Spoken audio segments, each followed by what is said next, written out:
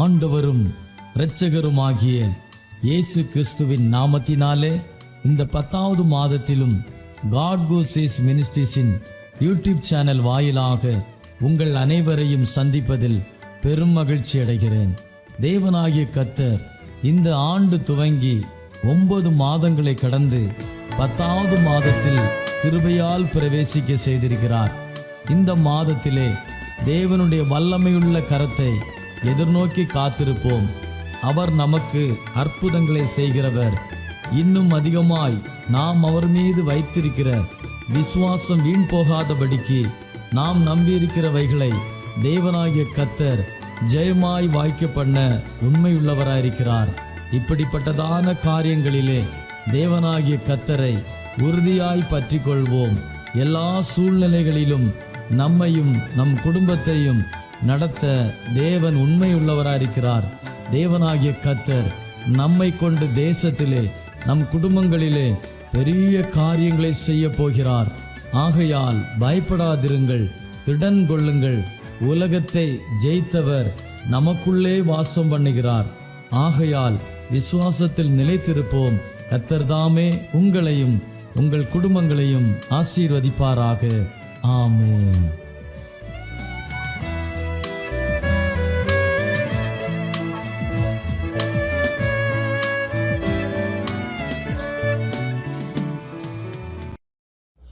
பிதாவாகிய தேவனுக்கும் குமாரனாகிய இயேசு கிறிஸ்துவுக்கும் பரிசுத்த ஆவியானவருக்கும் கொடான கோடி சோத்திரம் சோத்திரம். சத்திய நித்திய வார்த்தையான திருத்துவ தேவனுக்கு துதி கனம் மகிமை உண்டாவதாக. காட் குருசிஸ் மினிஸ்ட்ரியை இயக்கி வரும் இயக்குனரும் போதகருமாகிய டாக்டர் தாமஸ் செல்லையா அவர்களை தேவன் தனது ஐஸ்வர்யத்தினால் நிரப்பி ஆசீர்வதித்து கனப்படுத்தி உயர்த்தி மகிழ்வாராக. ஆமேன். தேவ சத்தம் என்ற தலைப்பில் இச்செய்தியை கேட்டு தேவ சத்தத்தை உணர்வோம். இந்த உலகத்தில் எத்தனையோ சத்தங்களை நாம் கேட்கின்றோம். ஆனால் தேவ சத்தத்தை கேட்பதற்கு உணர்வுள்ள இருதயம் தேவை. அந்த உணர்வுள்ள இருதயத்தை பெற்றுக்கொள்வதற்கு என்ன செய்ய வேண்டும்? இதுதான் பெரிய ஒரு கேள்வி. ஆகவே எல்லாருடைய இருதயமும் ஒரே இருதயமாக இல்லை. சிலருடைய இருதயம் மென்மையாயிருக்கும், சிலருடைய இருதயம் கடினமாக இருக்கும், சிலருடைய இருதயம் கோழைத்தனமாக இருக்கும், சிலருடைய இருதயம் வீரமாக இருக்கும். இதெல்லாம் உலக பிரகாரமாக காணப்படுகின்ற இருதயமாகும். ஆனால் தேவனுடைய பிள்ளைகள் தேவ சத்தத்தை கேட்பதற்கு உணர்வு தேவை. அந்த உணர்வு எப்படி வரும்? தொடர்ந்து கேட்போம். ஏதேன் தோட்டத்திலே தேவனாகிய கர்த்தர் மண்ணை பனியினால் பிசைந்து உருவாக்கினார் மனிதனை. ஆக மண்ணின் மேலே பனி தண்ணீரை ஊற்றினார். இதே போலதான் மண்ணாகிய மனிதனுடைய இருதயத்திலே வேத வசனம் நிரப்பப்பட்டு இருக்க வேண்டும். அந்த வேத வசனம் நிரப்பப்படும்போது தேவனைப் போல இரக்கமுள்ள மனிதனாக, அன்பு நிறைந்த மனிதனாக, ஆவியின் கனிகள் நிறைந்த மனிதனாக காணப்படும்போது இருதயத்திலே உண்டான உள்ளம் திரியைகள் உணர்வுள்ளதாக மாறும். அப்போதுதான் தேவனுடைய சத்தத்தை கேட்க முடியும். அடுத்து, ஏதேன் தோட்டத்தில் தேவன் சன்னதி, அதாவது ஆலயம் இருந்ததா இல்லையா? தொடர்ந்து கேட்போம். இன்றைக்கு தேவனை ஆராதிப்பதற்கு ஆலயத்தை கட்டி எழுப்பி ஆராதிக்கின்றோம். அல்லது வீடு அல்லது ஜெபக்கூடாரம் எந்த இடத்தில் தேவனை பாடி ஆராதிக்கின்றோமோ அந்த இடம் தேவ சந்நிதி எனப்படும். ஆனால் ஏதேன் தோட்டத்தில் தேவ சந்நிதி ஒன்று இருந்தது. ஆதியாகமம் 3:8 பகலில் குளிர்ச்சியான வேளையிலே தோட்டத்தில் உலாவுகின்ற தேவனாகிய கர்த்தருடைய சத்தத்தை அவர்கள் கேட்டார்கள். அப்போது ஆதாமும் அவன் மனைவியும் தேவனாகிய கர்த்தருடைய சன்னதிக்கு விலகி தோட்டத்தின் விருட்சகங்களுக்குள்ளே ஒளிந்து கொண்டார்கள். இந்த வசனத்தில் சன்னதி என்ற வார்த்தையை வாசிக்கின்றோம் அல்லவா? ஏதேன் தோட்டத்தில் காலவேளையில் தேவனாகிய கர்த்தர் அவருடைய தூதர்கள் அனைவரும் ஆரவாரத்தோடு ஏதேன் தோட்டத்தில் இறங்கி அந்த குறிப்பிட்ட இடத்திற்கு வந்து விடுவார்கள். ஆதாமும் ஏவாளும் அவர்கள் இருவரும் அவர்கள் வருவதற்கு முன்னதாகவே ஆயத்தமாகி கர்த்தருக்காக காத்திருப்பார்கள். கர்த்தர் இறங்கி வந்தவுடனே ஆதாம் ஏவாள் தேவ தூதர்களோடு இசைந்து இணைந்து தேவனை உயர்த்தி புகழ்ந்து ஆராதித்து வருவார்கள். இது நாள்தோறும் அந்த சந்நிதியில் நடக்கக்கூடிய சம்பவமாகும். ஒரு இடத்தை தீர்வு செய்து அந்த இடத்தை கர்த்தருக்காக பிரதிஷ்டை செய்து ஆராதிக்கும் இடமே தேவ சந்நிதியாகும். ஆகவே வேத வசனத்தின்படி ஆராதிக்கக்கூடிய இடம் தேவனுடைய சந்நிதியாகும். ஆக ஏதேன் தோட்டத்தில் தேவ சந்நிதி இருந்தது. உலகத்தில் முதல் ராஜா ஆதாம், முதல் மனிதன் ஆதாம். முதலில் தேவ சந்நிதியை உருவாக்கி, அதாவது ஆலயத்தை உருவாக்கி அவர்கள் முதலில் ஆராதித்தவர்கள் ஆதாமும் ஏவாளும். அடுத்து பரிசுத்த வேதகமத்தில் எத்தனை ஏதேன் தோட்டம் இருக்கிறது? கவனிப்போம். 3 ஏதேன் தோட்டம் இருக்கின்றது. ஒன்று ஆதியாகமம் 2:8 ஆதாம் ஏவாள் வாழ்ந்த ஏதேன் தோட்டமாகும். 2 எசேக்கியேல் 28:13 பரலோகத்தில் பிதா வசிக்கும் சியோன் மலையின் வலது பக்கத்தில் பிதாவாகிய தேவன் உலவும் ஒரு மிகப்பெரிய ஏதேன் தோட்டம் இருக்கின்றது. 3 உன்னத பாட்டு 4:12 என் சகோதரியே, என் மணவாளியே, நீ அடைக்கப்பட்ட தோட்டமும் மறைவு கட்டப்பட்ட நீரூற்றும் முத்திரிக்கப்பட்ட கிணறுமாயிருக்கிறாய். இந்த வசனத்தின்படி ரட்சிக்கப்பட்ட புதிய ஏற்பாட்டு விசுவாசிகளின் இருதயமே 3ஆம் ஏதேன் தோட்டமாகும். இந்த தோட்டத்தில் பிதாவாகிய தேவனும் குமாரனாகிய இயேசு கிறிஸ்துவும் பரிசுத்த ஆவியானவரும் மூவரும் உலாவிக் கொண்டு இருக்க வேண்டும். தேவனாகிய கர்த்தர் ஏதேனின் சன்னதிக்கு வரும் முன்பே தேவனின் வருகைக்கு இருவரும் ஆயத்தமாகி காத்திருந்து நாள்தோறும் ஆராதிப்பார்கள். இன்றைக்கு சபையில் 9 மணிக்கு ஆராதனை என்றால் விசுவாசிகள் அரை மணி நேரம் லேட்டு, 1 மணி நேரம் லேட்டு. இதற்கு போடுவோம் பூட்டு. ஆகவே இந்த செய்தியை கேட்கும் தேவனுடைய பிள்ளைகளே, நீங்கள் இனி தேவ சந்நிதிக்கு ஆலயத்துக்கு ஆராதனைக்கு 10 நிமிஷம் முன்பாகவே சென்று ஆயத்தமாய் ஜெபிக்கும்போது தேவனுடைய பிரசன்ஸை உணர முடியும், தேவ சத்தத்தை கேட்க முடியும்.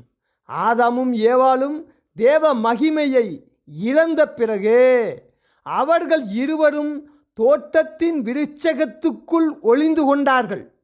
கர்த்தர் தோட்டத்திற்கு வந்து அவர்களை சந்திக்கும் தேவ சந்நிதியில் காணப்படாமல் கர்த்தர் சத்தமிடுகின்றார்.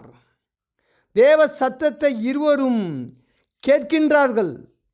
ஆனால் தேவனுக்கு முன்பாடி நிற்க முடியவில்லை, பேச முடியவில்லை. ஆதியாகமம் 3:9 அப்போது தேவனாய கர்த்தர் ஆதாமை கூப்பிட்டு, நீ எங்கே இருக்கிறாய் என்றார்.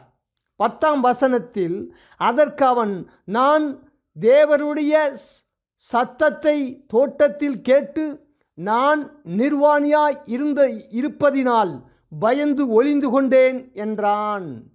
இந்த வசனத்தில் கர்த்தர் கேட்ட கேள்விக்கு ஆதாமின் பதில், நான் நிர்வாணியாய் இருக்கின்றேன், பயந்து ஒளிந்து கொண்டேன் என்றான். இந்த சம்பவம் அதிகாலையில் நடந்த சம்பவமாகும். சரி, இன்றைக்கு கர்த்தராகிய இயேசு கிறிஸ்து காலை நேரத்தில் ரட்சிக்கப்பட்ட மனிதனின் பெயரை சொல்லி, நீ எங்கே இருக்கிறாய் என்று கேட்டால் விசுவாசிகளின் பதில் என்னவென்றால், தேவரீர், நான் போர்வைக்குள் ஒளிந்திருக்கிறேன், இப்படிதான் பதில் சொல்வார்கள். காரணம், தூக்கம் தூக்கம் உலகத்தின் ஏக்கம். இன்றைக்கு வர வேண்டும் பெரிய மாற்றம்.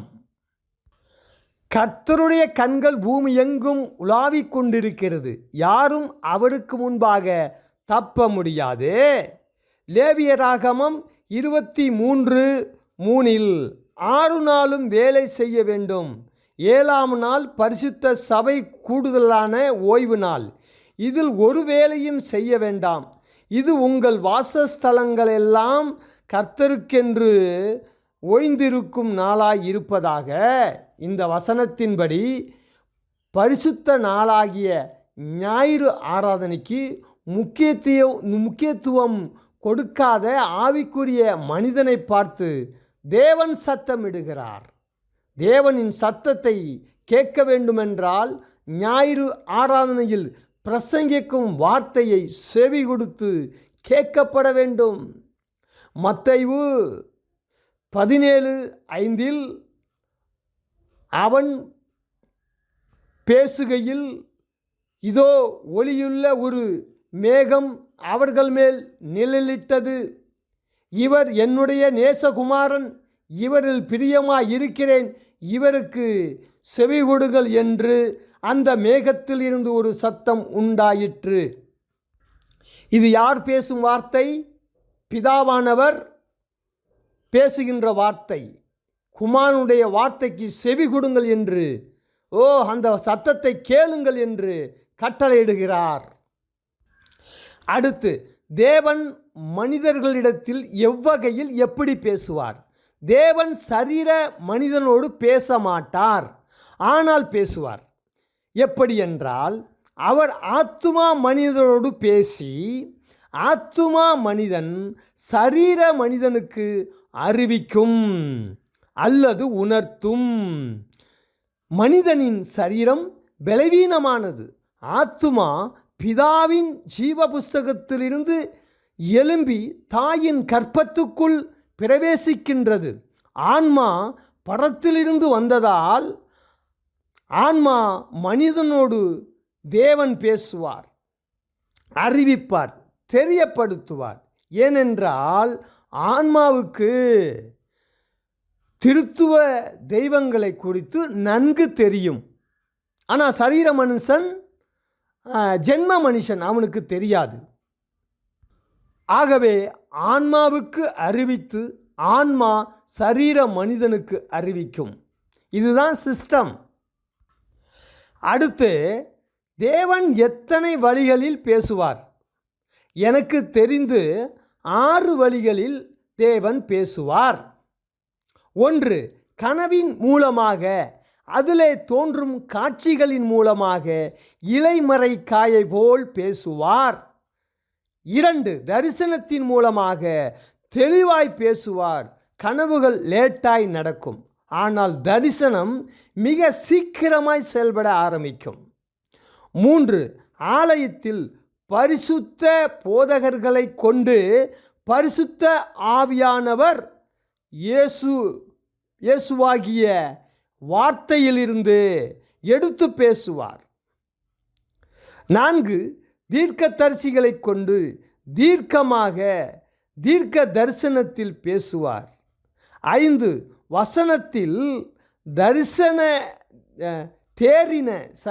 வசனத்தில் தேறின ஆவிக்குரிய நல்ல விசுவாசிகளை கொண்டு பேசுவார். 6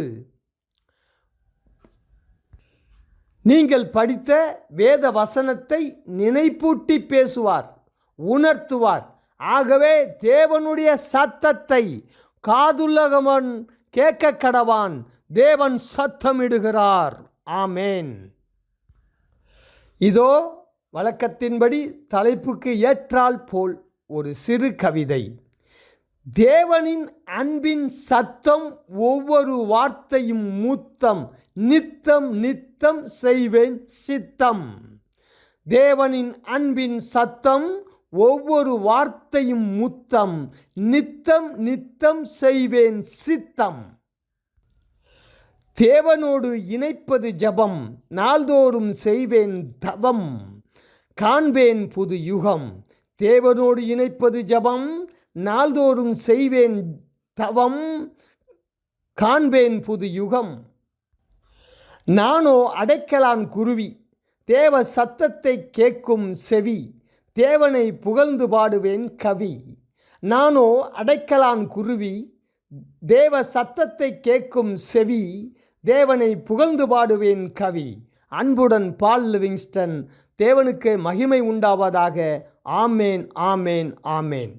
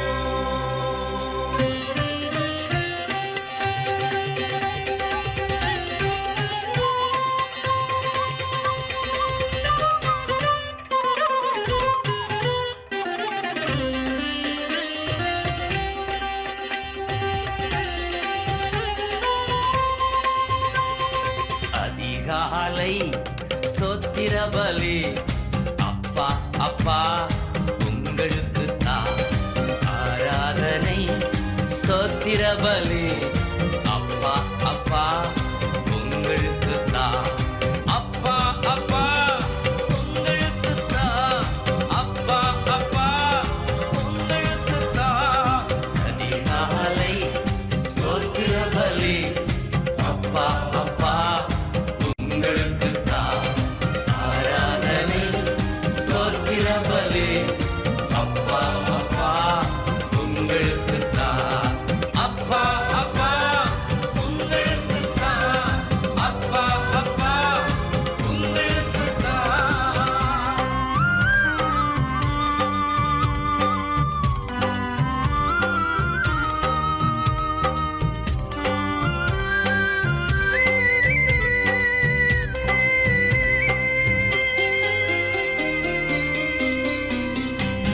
எபினேசர் எபினேசர் இதுவரை உதவி செய்தீர்.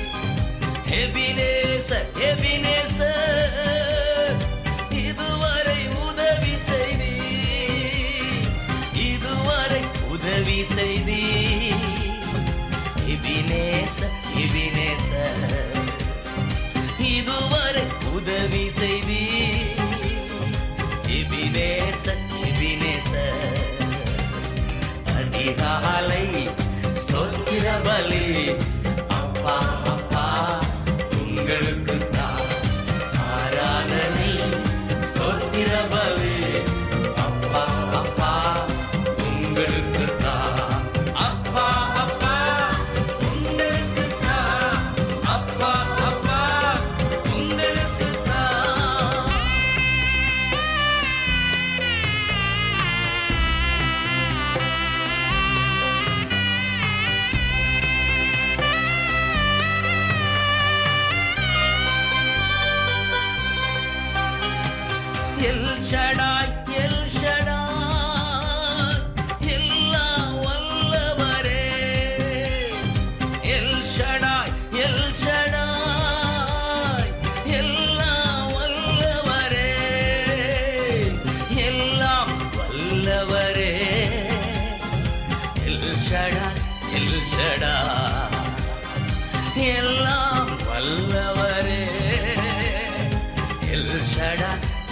அடடா அதிகாலை ஸ்தோத்திர பலி அப்பா அப்பா உங்களுக்கு தான் ஆராதனை ஸ்தோத்திர பலி அப்பா அப்பா உங்களுக்கு தான் அப்பா அப்பா உங்களுக்கு தான் அப்பா அப்பா உங்களுக்கு தான்.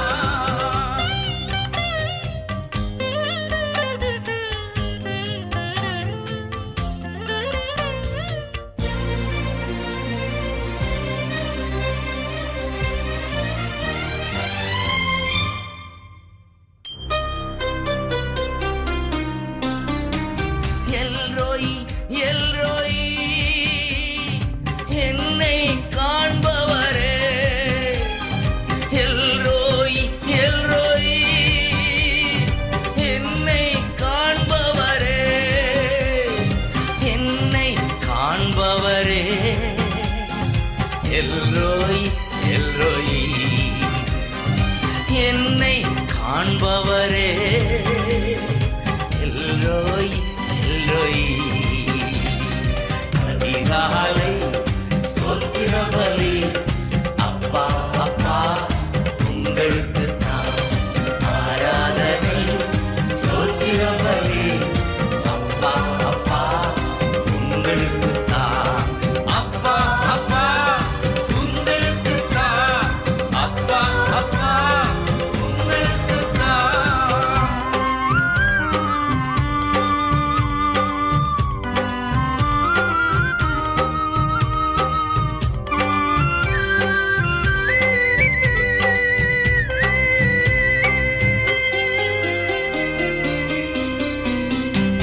யெகோவா நீரே எல்லாம் பார்த்துக் கொள்வீர்.